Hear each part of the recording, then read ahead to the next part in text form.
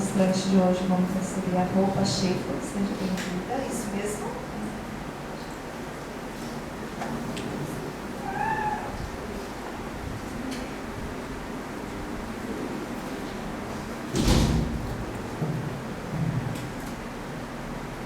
Muito boa noite a todos.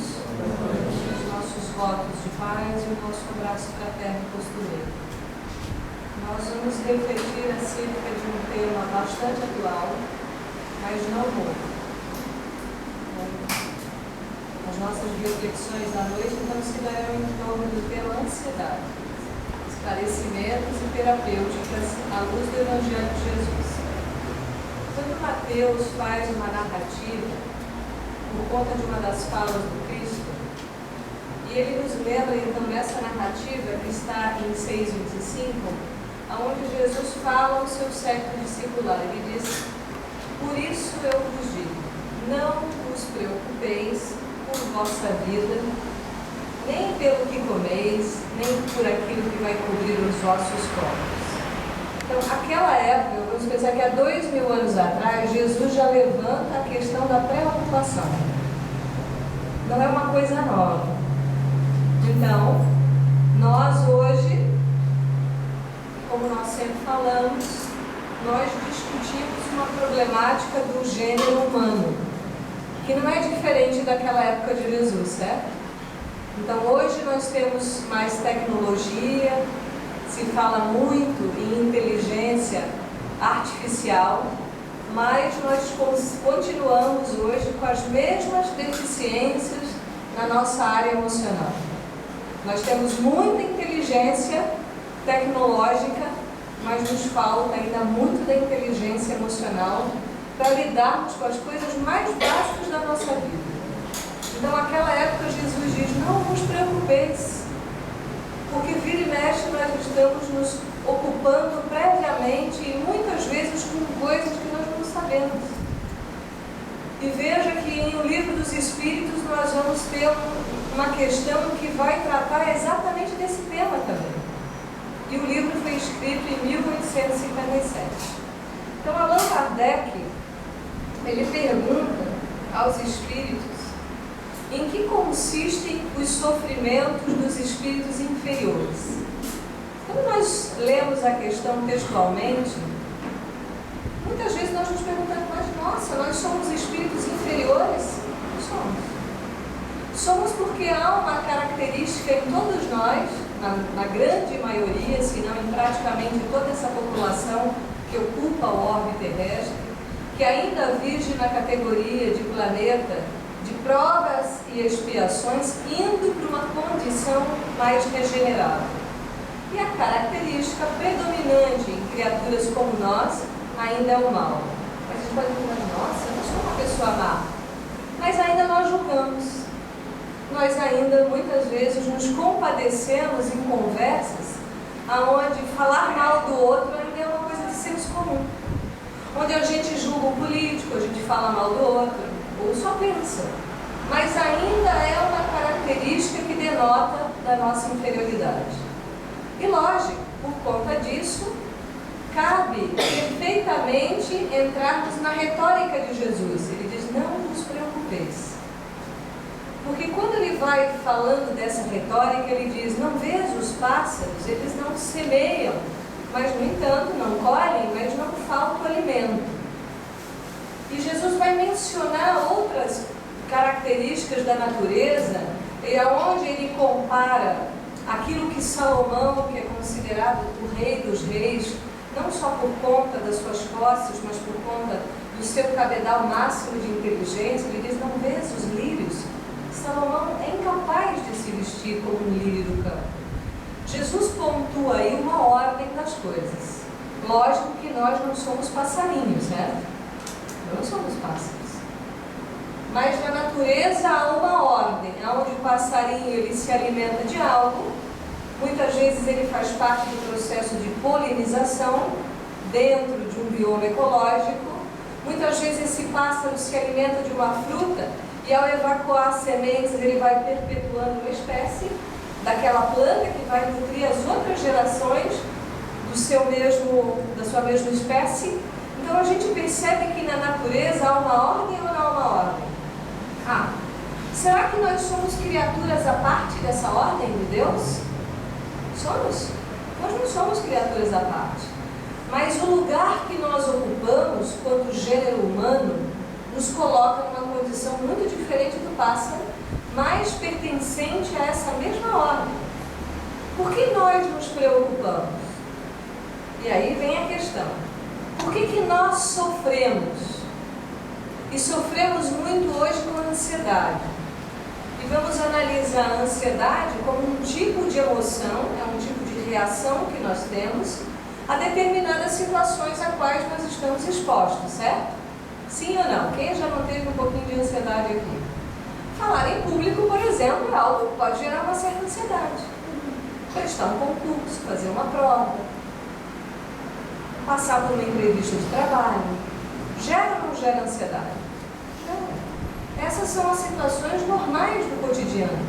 Mas quando nós presenciamos um quadro recorrente que se repete, nós estamos numa condição patológica, ou seja, a ansiedade deixa de ser uma emoção normal e hoje nós vivemos uma situação muito grave, porque parece que quando sentimos um pouquinho de ansiedade já levamos para o extremo, quando ficamos tristes já levamos para o extremo, como se não fosse natural transitar pelas emoções, e é.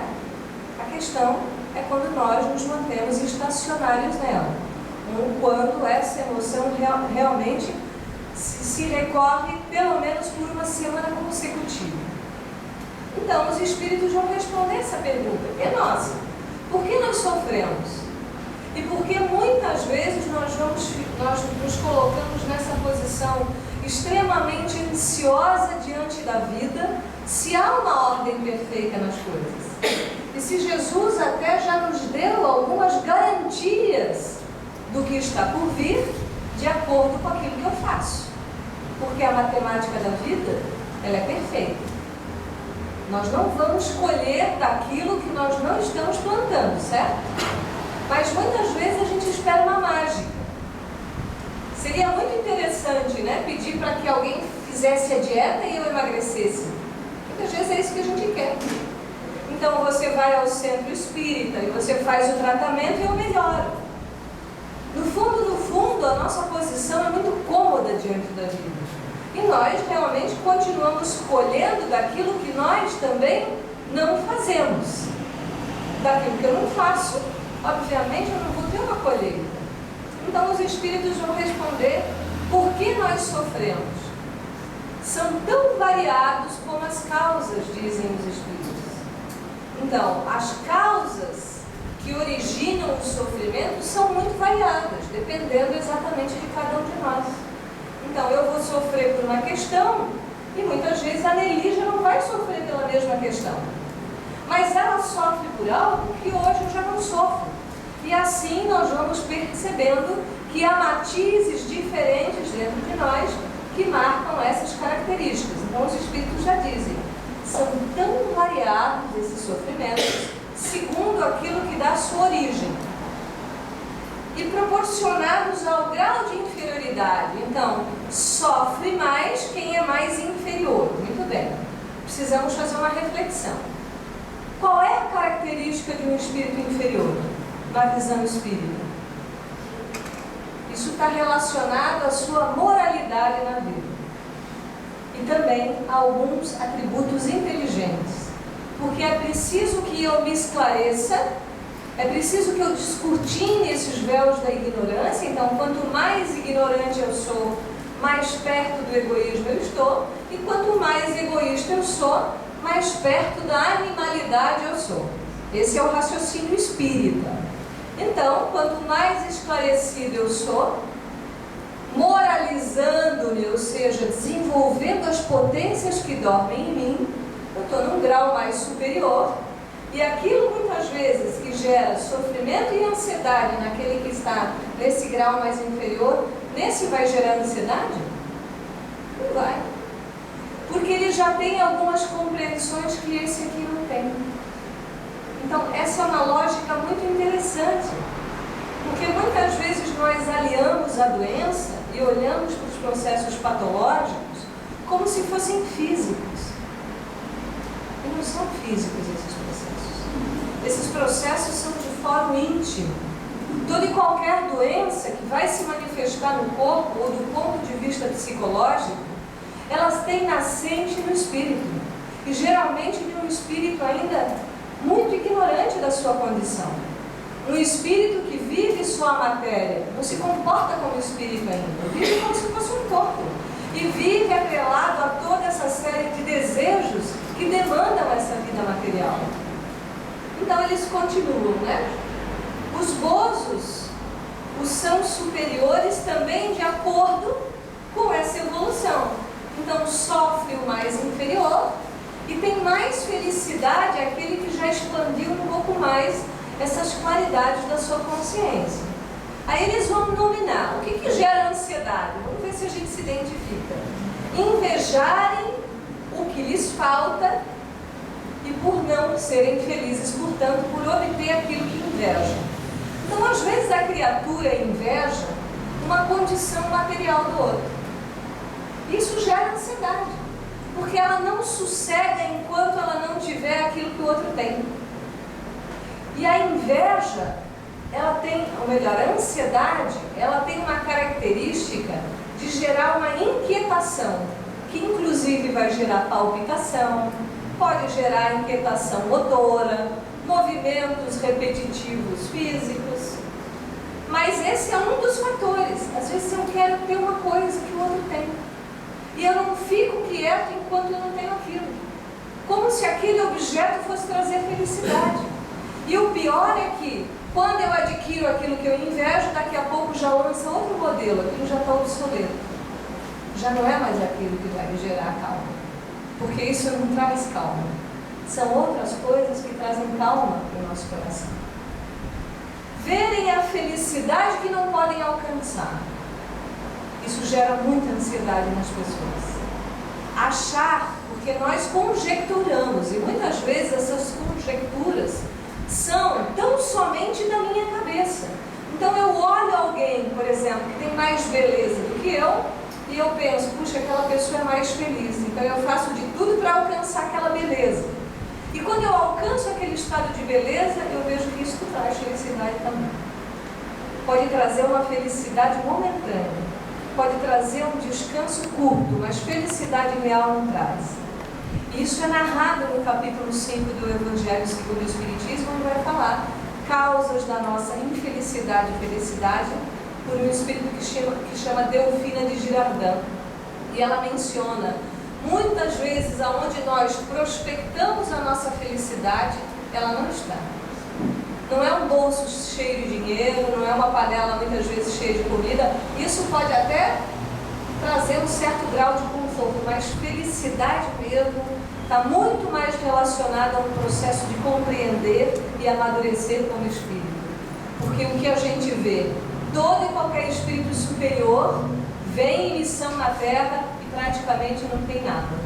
E a gente pergunta, como que ele pode ser feliz? Sem tudo aquilo que nós achamos e que gera ansiedade para as nossas conquistas, e quando a gente as tem, a gente se vê no mesmo lugar. Ainda continuamos ansiosos, e ainda continuamos vazios, e ainda continuamos infelizes. Segue a lista. Pesar. Então, muitas vezes, esse sentimento de pesar íntimo gera ansiedade. É como sempre se algo estivesse por ser feito. Parece que eu nunca consigo ver as pequenas conquistas e as pequenas melhoras. Porque nós temos uma ideia, eu digo assim, sempre romântica do processo de evolução, e a gente se compara, né? Ah, mas eu não sou o Chico Xavier. Ah, eu não sou o São Francisco de Assis. Mas você é a pessoa que você programou ser aonde você está. Você escolheu o seu núcleo familiar, você programou essa reencarnação. Então, portanto, nesse lugar onde você resolveu estar e atuar na sua vida, eis aí a sua missão. E aí nós temos que nos tornar bons. Exatamente isso que nós viemos fazer. Ser bom como sendo pai e mãe, por exemplo. Ser bom sendo um bom amigo, sendo um bom filho para o seu pai e para a sua mãe, sendo um bom profissional onde você está. Nas pequenas coisas, isso traz grande tranquilidade. Só que nós nos impossibilitamos diante do momento presente. Há uma dificuldade enorme em viver o agora, porque a preocupação, como diz Jesus, como disse ele há 2000 anos, nos faz nos inquietar sempre por aquilo que está por vir. Não que nós não devemos ser previdentes, porque se a gente só pensar sobre essa ótica, pode dar a impressão que a gente deve se acomodar. Mas a lei de trabalho é uma lei divina. Então, quando nós estudamos a estrutura pedagógica do Livro dos Espíritos, a gente primeiro vai entender o que é Deus, para entender todo o resto. Depois nós vamos nos entender como Espírito, que é a segunda parte do livro. A terceira parte do Livro dos Espíritos vai tratar das leis, para que a gente entenda como Deus age na nossa vida. Ele age através das suas leis. E uma das leis divinas é a lei do trabalho. Tudo, exatamente tudo que existe trabalha, sim ou não? O seu corpo não trabalha incessantemente? Incessantemente. Esse passarinho, como diz Jesus na sua retórica, quando se alimenta de uma semente, ele não trabalha para chegar até a sua fruta ou a sua semente, sim ou não? Tudo na natureza trabalha. Tudo demanda trabalho. E lógico, se eu vivo um quadro de ansiedade, eu trabalhei para ter essa ansiedade. E há pouco tempo, uma paciente me pergunta: quanto tempo demora para passar a minha dor? E a minha pergunta foi: quanto tempo que você demorou para gerar essa dor? Porque nós queremos algo imediato diante de algo que foi construído ao longo de um tempo. Observa como nós às vezes somos injustos diante desses processos. A gente quer uma cura imediata de um comportamento que vem se cristalizando dentro de nós há anos. Às vezes há inúmeras existências. Então nós precisamos dessa compreensão. Tudo trabalha. Crescer interiormente também é trabalho. Quantos grupos de estudo tem nessa casa? Quantos convites são feitos? Porque não é fazendo o tratamento espiritual que nós vamos ter uma melhora efetiva na vida. Não é isso que traz a cura real. Mas compreender a mim mesmo. E compreender que eu sou a causa e a solução de cada problema que eu gero na minha vida. Sou eu. Então, nós precisamos fazer um caminho contrário. Mas o bom caminho, que é o caminho do autoconhecimento, é essa compreensão. Então, tudo que eu faço de forma útil, essa é a questão 675 do Livro dos Espíritos. O que é trabalho? É tudo que tem um fim útil. Falar mal da vida alheia não tem um fim útil, por exemplo. Criticar o outro e não tomar uma atitude no sentido de fazer algo diferente, se eu só faço a crítica, qual é a finalidade disso? Nada. E eu sempre falo, há muitos críticos de pijama, né? Reclamam de tudo, mas ficam em casa de pijama, no sofá, na frente da TV e não fazem absolutamente nada para mudar a sociedade. Não fazem absolutamente nada dentro de casa para mudar a situação, só reclamam e querem uma mágica. Isso não existe. A lei de trabalho é um convite a eu fazer esse movimento na vida, a eu mudar o que está desconfortável em mim, a eu fazer por onde. Porque se eu mudo, realmente eu passo a ver uma mudança no mundo onde eu vivo. Agora, se eu não mudo, eu não vou ver essa mudança em lugar nenhum. A gente não vê. Então, pesar. Ciúme, raiva, desespero, dizem os espíritos, motivados pelo que os impede de ser ditosos. Então, olhem, vamos analisar causas dessa ansiedade, né? Ciúme gera ansiedade? Gera. Porque eu quero saber aonde o outro está, o que ele está fazendo, o que ele está pensando. Nós queremos uma urgência hoje absurda na vida. Se o fulano não responde a minha mensagem, eu já estou achando que ele não gosta de mim. E às vezes são segundos de uma mensagem de WhatsApp. Eu quero uma resposta imediata de um tempo que nem eu sou capaz de agir nessa velocidade. Mas nós imputamos essa velocidade ao outro. Nós queremos essa resposta rápida do outro, mas nós continuamos no passo da tartaruga. Então o ciúme gera uma inquietação enorme, mas o ciúme se alicerça numa grande insegurança. Quando eu me incapacito, eu sou ciumento. Quando eu me sinto incapaz, quando eu me inferiorizo, eu sou a pessoa ciumenta da relação. Porque se nós temos segurança de quem somos, se temos segurança da pessoa única que somos na vida, as relações ficarão mais tranquilas. E em qualquer lugar que nós estamos atuando. Então a raiva, muitas vezes, o desespero, e os espíritos vão dizer que muitas vezes nós somos tomados, inclusive, por uma ansiedade moral indefinível. É muito interessante essa resposta. Porque essa perturbação moral, ela é de fórum tão íntimo, mas ela está baseada na falta e no grande desconhecimento acerca de nós próprios. Então essa ansiedade nos toma exatamente porque nós não sabemos quem somos. Essa ansiedade nos toma porque nós não temos uma certeza diante de um futuro. E a pergunta é, qual é a certeza que nós temos diante do futuro hoje? Uma só. Qual é a certeza? Desencarnaremos todos, certo? Quando nós não sabemos. Então, quando a física quântica hoje, ela desponta com algumas pesquisas muito importantes e algumas teorias e teses, e dentro desses estudos nós vamos ver que a física quântica, ela alicerça o princípio da incerteza, que é o que Jesus falou há 2000 anos: não vos preocupeis pelo dia de amanhã, a cada dia basta o seu mal, dizia Jesus.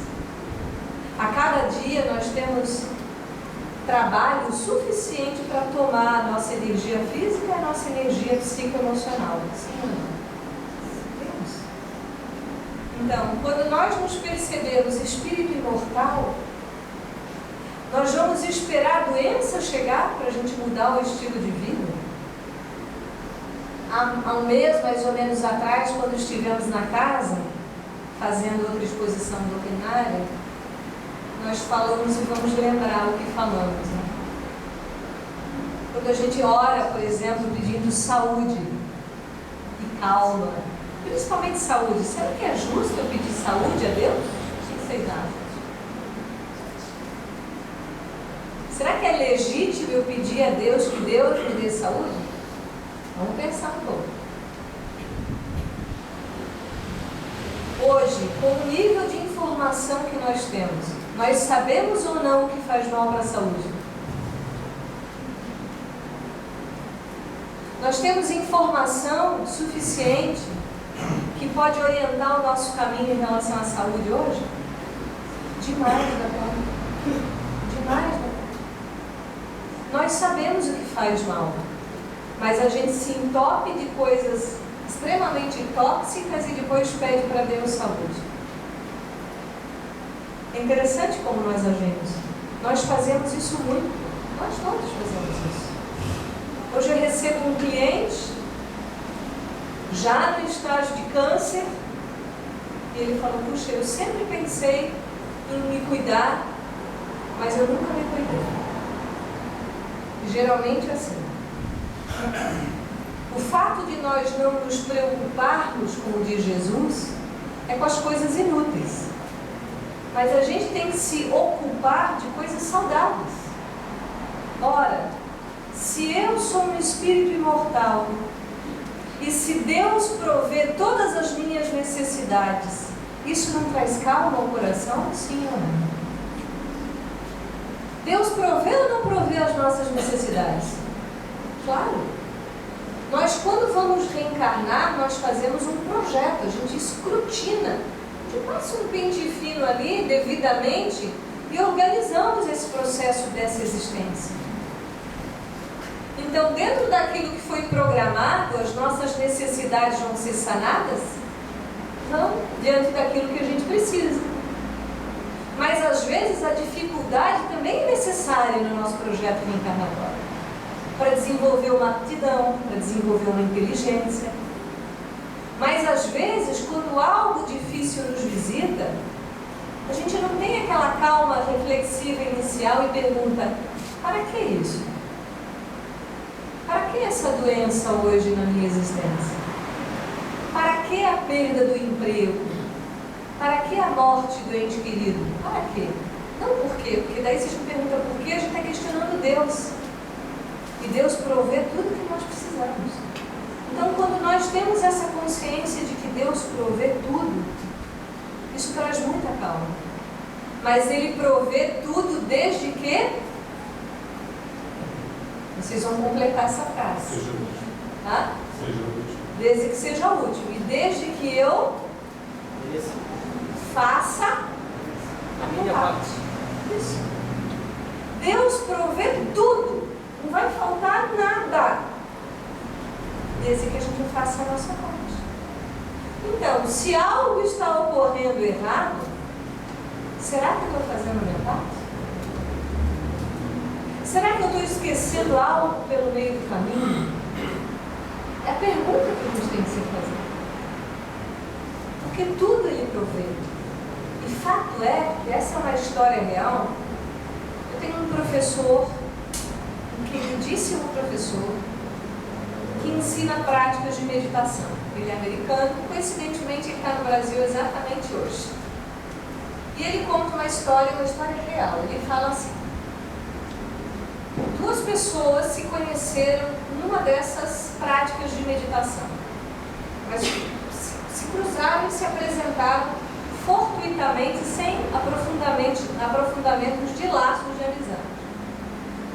Meses depois, uma dessas pessoas que fazia a sua meditação em casa começa a lembrar dessa pessoa que ela conheceu, que era uma outra mulher. E a essa que meditava, vinha um pensamento: leve $500, isso se deu nos Estados Unidos, leve $500 àquela pessoa lá. E essa que meditava, que tinha uma condição financeira muito estável, ficou muito ensimismada com aquela ideia que veio durante a meditação. Mas ela estava num estado tranquilo, equilibrado. E aí, depois que ela termina a meditação, ela pergunta ao esposo: olha, eu pensei em tal pessoa, lembra daquela pessoa que nós conhecemos naquele lembro? E me veio essa ideia. Ela fala ao professor, de um professor, me veio isso também, então vá até lá, você tem condições? Vai fazer falta? Não, vá até lá. E pergunta onde essa pessoa morava, e lá chegando, essa mulher abrigava na casa dela crianças, e a despensa estava vazia. E na noite anterior, a prece que ela fez foi: Senhor, que possa chegar de alguma forma esse recurso a mim. E quando a mulher dá um envelope para ela, e ela abre e vê o dinheiro, ela chora. Porque se cada um de nós está fazendo a nossa parte, eu não sei vocês, mas eu não tenho dúvida nenhuma hoje, no atual momento da minha vida, e já tendo trilhado quase 30 anos de movimento espírita, aqui e fora do país, fazendo vários trabalhos, e muitos trabalhos voluntários, que é um convite da doutrina para nós, a gente precisa aprender a se doar. Porque o sentido da vida não é eu ser feliz somente, mas é eu proporcionar felicidade ao máximo de pessoas que eu puder. Então Deus provê todas as nossas necessidades, todas, desde que a gente faça a nossa parte. E quando nós temos essa visão de vida, uma calma enorme nos toma o coração, porque nós passamos a confiar nessa ordem. E assim como os passarinhos recebem da natureza daquilo que eles fazem, porque eles perpetuam a ordem, imagine nós, filhos de Deus, como que Deus vai esquecer de nós? Em nenhum momento Ele nos esquece. Saber disso traz uma calma enorme, porque o que está lá na frente nós não sabemos o que vai ocorrer. O desafio que nos aguarda, nós não sabemos. Se amanhã nós vamos acordar assim, com saúde, com dinheiro, eu não sei. Mas a única coisa que eu sei certamente é que Deus sempre vai nos proteger e nos guiar diante daquilo que nós precisamos. Se as dificuldades nos visitam, vamos encará-las como exercícios de desenvolvimento pessoal. Se hoje a situação que nós vivemos é uma situação crítica, vamos encará-los como exercício de desenvolvimento pessoal. Nunca revoltar-se contra Deus, jamais, em situação alguma, porque as leis de Deus se aplicam de forma misericordiosa e sempre justa. Porque a misericórdia de Deus é tão grande que Ele nos dá todas as oportunidades que nós precisamos. E a sua justiça também o é na mesma proporção tão grande que ela se aplica a nós, mas pode mudar dependendo do quão bem nós estamos fazendo a nossa parte. Então, assim como aquela mulher que era uma pessoa que prestava auxílio a outras e outra pessoa foi um instrumento para levar esse lenitivo, isso acontece muito nas nossas vidas, mais do que a gente imagina. Talvez diariamente aconteça, mas a gente, infelizmente, tem um olhar grande demais, mas falta ter esse olhar dos pequenos milagres da vida. Então, quando nós nos doamos, quando nós servimos a causa maior, as nossas doenças também se curam, em algum nível. E assim como dizia o Chico Xavier, que sofreu de inúmeras doenças físicas, mas que em nenhum momento da vida dele a gente vê o Chico reclamando, em um momento onde ele cai por conta de uma labirintite, e a pessoa o recolhe porque ele se machuca, ele diz: por fora eu posso estar meio ruim, mas por dentro eu continuo feliz. Por fora eu posso estar um pouco capenga, mas por dentro a gente tem que estar feliz. Porque daí isso não vai nos derrubar do ponto de vista moral. Porque Deus já encontrou algo dentro de nós. E porque nós já encontramos Deus dentro de nós. Então que a gente possa compreender essas lições de Jesus. E que a gente faça disso um remédio na nossa vida. Para nos curar profundamente na nossa intimidade, para que a gente saia da cadeira e vá caminhar em direção ao outro, sendo um servidor dessa causa. Muito grata ao convite da casa e a todos pela atenção.